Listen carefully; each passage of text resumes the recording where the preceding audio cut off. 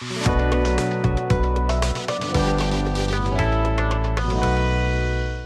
श्री अकाल दोस्तों, मैं रोहिणी खन्ना ब्रॉडवे A2E ਤੋਂ। दोस्तों, मैं अपनी पिछली वीडियोज़ ਵਿੱਚ ਤੁਹਾਨੂੰ ਦੱਸਿਆ ਸੀਗਾ ਰਾਈਟਿੰਗ ਟਾਸਕ 1 ਦੇ ਇੱਕ ਖਾਸ ਟਾਈਪ ਬਾਰੇ ਜੋ ਕਿਸੇ ਡਾਟਾ ਰਿਪਰੈਜ਼ੈਂਟੇਸ਼ਨ। ਮੈਂ ਉਮੀਦ ਕਰਦੀ ਹਾਂ ਉਸ ਵੀਡੀਓ ਰਾਹੀਂ ਤੁਹਾਨੂੰ ਸਾਰਿਆਂ ਨੂੰ ਹੈਲਪ ਮਿਲੀ ਹੋਏਗੀ ਕਿ ਤੁਸੀਂ ਆਪਣੇ ਚੈਲੰਜਿੰਗ ਰਾਈਟਿੰਗ ਪਾਰਟ ਨੂੰ ਇੰਪਰੂਵ ਕਰ ਸਕੋ। ਅੱਜ ਵੀ ਆਪਾਂ ਇਸੇ ਟੌਪਿਕ ਨੂੰ ਅੱਗੇ ਪ੍ਰੋਸੀਡ ਕਰਾਂਗੇ। ਅੱਜ ਆਪਾਂ ਗੱਲ ਕਰਨ ਜਾ ਰਹੇ ਹਾਂ ਦੋਸਤੋ writing task 1 second category process ਜਾਂ ਮੈਨੂਫੈਕਚਰਿੰਗ ਬਾਰੇ।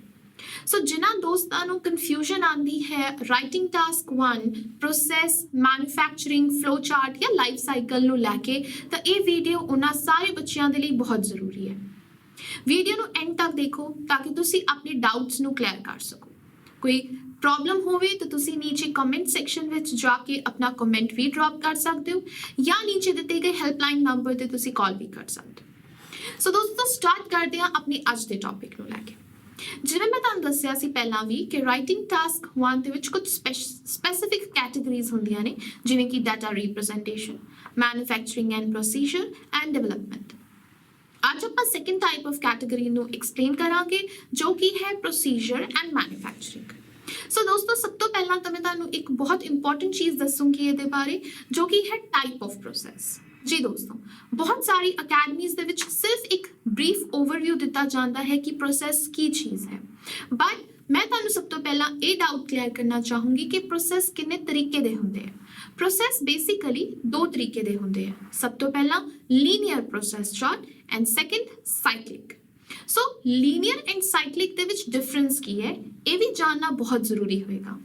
ਜੇ ਆਪਾਂ ਗੱਲ ਕਰੀਏ ਲੀਨੀਅਰ ਬਾਰੇ, ਤਾਂ ਲੀਨੀਅਰ ਪ੍ਰੋਸੈਸ ਆਪਾਂ ਉਸ ਟਾਈਪ ਆਫ ਚਾਰਟ ਨੂੰ ਕਹਿੰਦੇ ਆ ਜਿਹਦੇ ਵਿੱਚ starting procedure that means first step ਜਿਹੜਾ ਹੈ ਉਹ ਡਿਫਰੈਂਟ ਹੁੰਦਾ ਹੈ ਐਂਡ ਜਿਹੜਾ ਸੈਕੰਡ ਲਾਸਟ ਸਟੇਜ ਹੈ ਉਹ ਡਿਫਰੈਂਟ ਹੁੰਦੀ ਹੈ।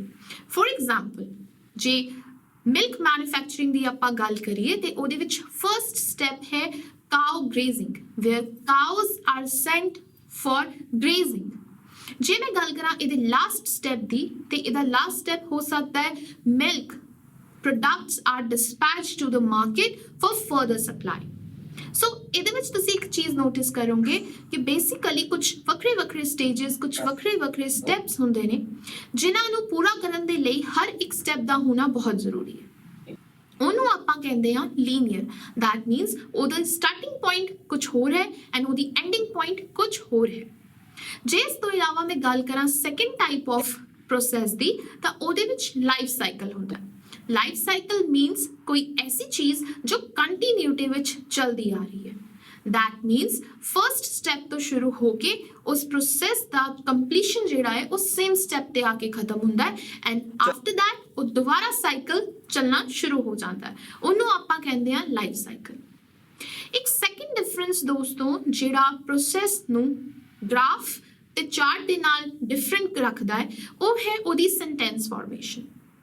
ਬਹੁਤ ਸਾਰੇ ਦੋਸਤ ਮੇਰੇ ਟਾਸਕ 1 ਨੂੰ ਲਿਖਣ ਦੇ ਟਾਈਮ ਤੇ ਇਹ ਗਲਤੀ ਕਰ ਜਾਂਦੇ ਆ।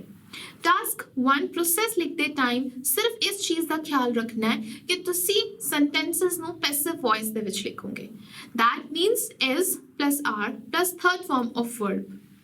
ਇਹਦੇ ਵਿੱਚ ਕਿਸੇ ਵੀ ਤਰ੍ਹਾਂ ਦੀ ਡਾਟਾ ਡਿਸਕ੍ਰਿਪਸ਼ਨ ਨਹੀਂ ਹੋਏਗੀ, ਨਾ ਹੀ ਤੁਹਾਨੂੰ ਲੋੜ ਹੈ ਇਹਦੇ ਵਿੱਚ ਕਿਸੇ ਹੋਰ ਤਰ੍ਹਾਂ ਦੀ ਸੈਂਟੈਂਸਸ ਨੂੰ ਐਡ ਕਰਨ ਦੀ।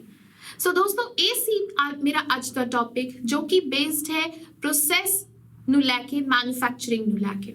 ਮੈਂ ਉਮੀਦ ਕਰਾਂਗੀ ਮੇਰੀ ਅੱਜ ਦੀ ਇਸ ਵੀਡੀਓ ਨਾਲ ਤੁਹਾਨੂੰ ਹੈਲਪ ਮਿਲੇਗੀ ਆਪਣੇ ਪ੍ਰੋਸੈਸ ਰਿਲੇਟਡ ਟਾਸਕ 1 ਨੂੰ ਸੋਲਵ ਕਰਨ ਦੇ ਵਿੱਚ। ਜੇ ਕੋਈ ਹੋਰ ਡਾਊਟ ਹੋਵੇ ਤਾਂ ਤੁਸੀਂ ਸਾਡੇ ਨੀਚੇ ਦਿੱਤੇ ਗਏ ਹੈਲਪਲਾਈਨ ਨੰਬਰ 9216 780 780 ਤੇ ਕਾਲ ਵੀ ਕਰ ਸਕਦੇ ਹੋ। ਕਲਾਸਿਸ ਨੂੰ ਜੁਆਇਨ ਕਰਨ ਦੇ ਲਈ ਤੁਸੀਂ ਡੈਮੋ ਲੈ ਸਕਦੇ ਹੋ ਜਾਂ ਡਾਇਰੈਕਟਲੀ ਟੀਮ ਨੂੰ ਆ ਕੇ ਤੁਸੀਂ ਵਿਜ਼ਿਟ ਵੀ ਕਰ ਸਕਦੇ ਹੋ। ਵਿਜ਼ਿਟ ਕਰਨ ਦੇ ਲਈ ਤੁਸੀਂ ਜਲੰਧਰ, ਅੰਮ੍ਰਿਤਸਰ, ਲੁਧਿਆਣਾ ਬ੍ਰਾਂਚਸ ਜਾ ਸਕਦੇ ਹੋ। ਧੰਨਵਾਦ।